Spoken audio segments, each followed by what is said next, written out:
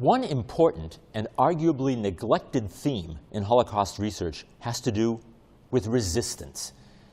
It's surprising how many people honestly imagine that the Jews were somehow passive during this collective nightmare, that they went like proverbial sheep to the slaughter. But resistance there was, and it was spearheaded by certain groups that we might not immediately associate with resistance: the Jewish youth movements of Central Europe. In point of fact, Jewish youth movements were at the forefront of active resistance during the entire Holocaust era. The map of Eastern Europe is dotted with Jewish armed resistance in ghettos and in camps from 1941 to 1944. It was a heroic struggle on every level. But just as Jews in the general communities were divided along political lines from left to right, so were the Jewish youth and youth groups. Just before World War II broke out, in the fall of 1939, some 100,000 young Jews were involved in the various youth movements. Despite the fact that the Nazis outlawed Jewish youth movements and their activities early on, the movements continued in secret. Some young Jews were doctrinaire communists. Some were Trotskyites. Some were Zionists. Some were members of the Socialist Bund. Among the first youth movements in Eastern Europe was Shomer HaTzair, which combined both Zionism and radical socialism in its ideology. The Dror movement was similar to HaShomer HaTzair, but its members came from poorer circles. Here's a pamphlet produced by Dror in 1943, depicting resistance fighters in the midst of the flames of the Holocaust. The Gordonia movement promoted a more moderate Zionist socialist platform, while the Noar HaTzioni and Akiva youth movements encouraged Zionism and Hebrew culture.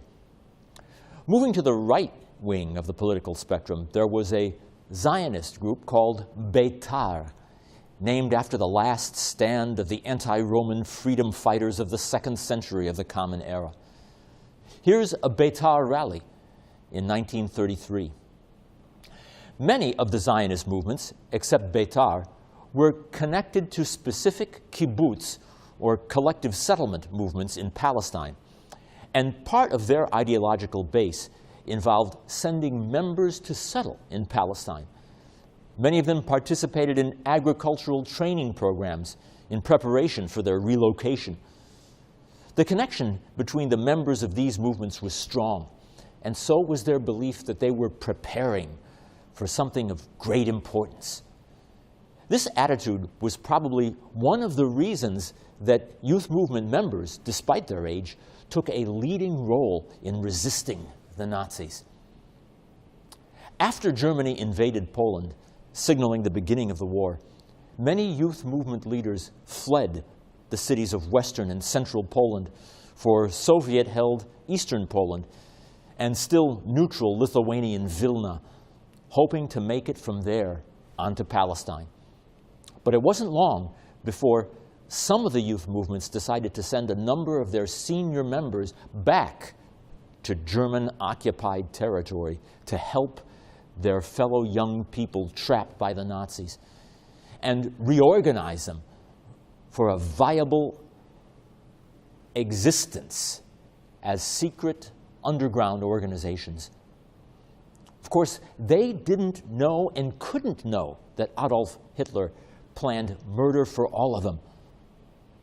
Among the leaders who returned home in 1940 were Yitzhak, or Antek Zuckerman, of the Dror HeChalutz movement, and Mordechai Anelevich of the HaShomer HaTzair movement.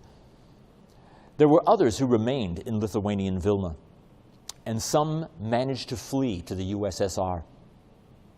But many who escaped later suffered from a curious psychological malady: survivor's guilt.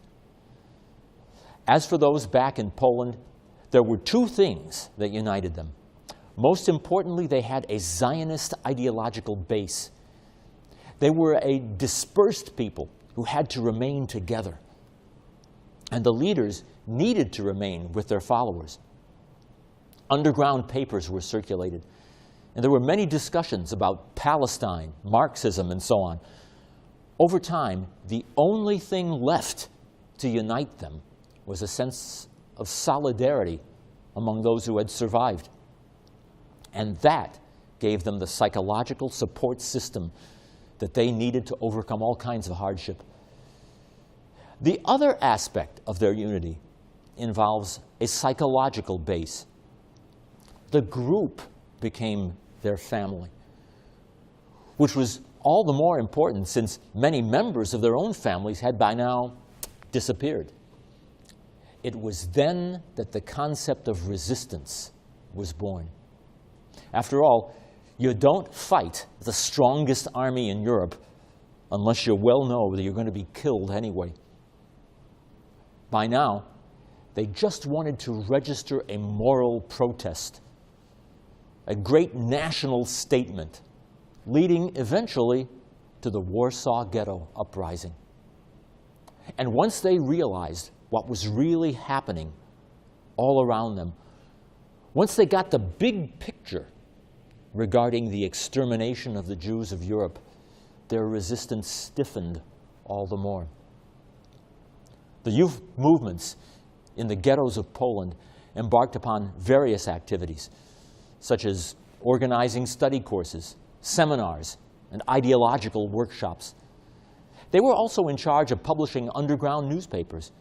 And in Warsaw, the youth movements set up a courier network to keep in contact with other ghettos. In Warsaw, Vilna, and other locales, youth movements established militias to carry out uprisings within those ghettos. In other ghettos, such as in Kovno, the young resistors made plans to escape to the forests and join the partisans. One of the first and clearest calls for resistance came from a young man by the name of Abba Kovner. He would later become a poet, novelist, military commander, and decades later, the driving force behind the creation of Israel's Diaspora Museum, a permanent exhibition showcasing the life of the Jewish people across their many centuries of dispersion and wandering. His story is one of the most compelling to come out of the Holocaust. In June 1941, Nazi Germany attacked Vilna, which was by that time in Lithuanian SSR, and after occupation established the Vilna ghetto. I managed to escape with several friends from the Shomer Hatzair youth to a Dominican convent headed by Anna Barkowska in the city suburbs. The nuns told us what was going on, how the Nazis were killing Jews. And from that, I deduced that the Nazis were determined to kill every last Jew in Europe. I wrote, "It is still difficult for me to explain why Vilna is hemorrhaging blood while Bialystok is calm. One thing is clear to me. Vilna is not just Vilna. Ponar is not just an episode. It is a whole system." There wasn't anything particularly logical about it, but it was true. And I had figured it out. I returned to the ghetto. I concluded that in order for any revolt to succeed, a Jewish fighting force was needed.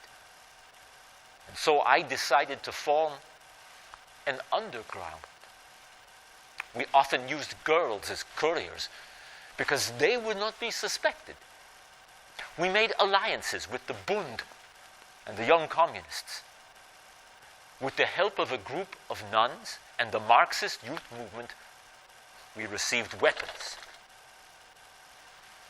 On July 28, 1942, we undertook our first real resistance at a small eastern Polish town where there had been an action, an action by the Germans against the Jews. Many of us Jews fled to the forest. We seized guns from dead Soviet soldiers. Of course, many of us were killed in the process. But we did what we had to do. There was no turning back. Unbeknownst to them, there was a completely parallel yet isolated resistance movement forming in Western Europe. In May 1942, there was a meeting in southern France of a number of leaders of the underground Zionist movement. They decided to form an organized resistance. By then, they knew about the Nazi plan of genocide, and they aimed to hide as many Jews as possible, especially children, or perhaps get them across the border to Spain. Many of them had roots in the Communist Party of France and also in the Movement of Organizations of Immigrants, or MOI. But the core of the movement was Jewish. They heroically fought the Germans, and they suffered serious casualties. But they also managed to save between 7,000 and 9,000 children in occupied France. Interestingly enough, none of them were betrayed by the French. Back in Hungary, the Zionist movement wasn't large. They also recognized that the wisest course was not to resist with arms, since combating the power of the German army was useless. Zionist youth groups supplied food to ghettos, stole money. They appeared in fascist military uniforms and engaged in many daring exploits, including the rescue of many Jewish children. They also created thousands of false identification papers for Jews. Their story dovetails with celebrated Swedish diplomat Raoul Wallenberg, who was stationed in Budapest. While serving as Sweden's special envoy in 1944, he issued protective passports and sheltered Jews in safe houses, which were designated as Swedish territory, saving tens of thousands of lives.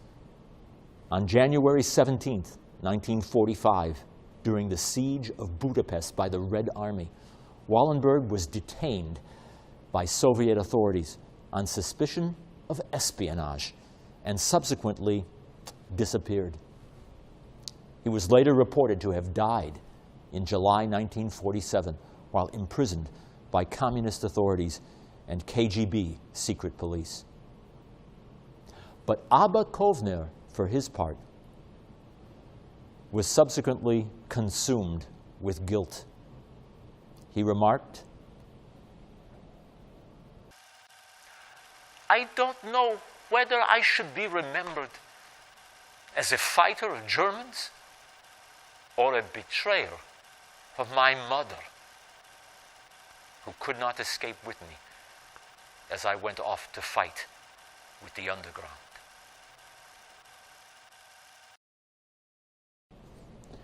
There were, of course, many dilemmas faced by all. But the bottom line is, we need to study how victims react in situations of genocide. And that's a universal theme, not just a Jewish issue. Kovner would later say this in a speech before the Jewish Brigade in Italy in 1945. "But what are we to do in our sick souls? We bear not only the vision of the past, but also that of the future.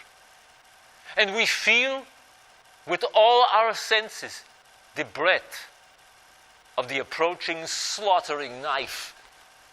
The knife which lies in ambush in every corner, on every path and highway of Europe. The new knife was born on the fields of Majdanek, Ponar, and Treblinka, where millions of the masses of tens of nations saw how it was done, so easily, so simply, and so quietly."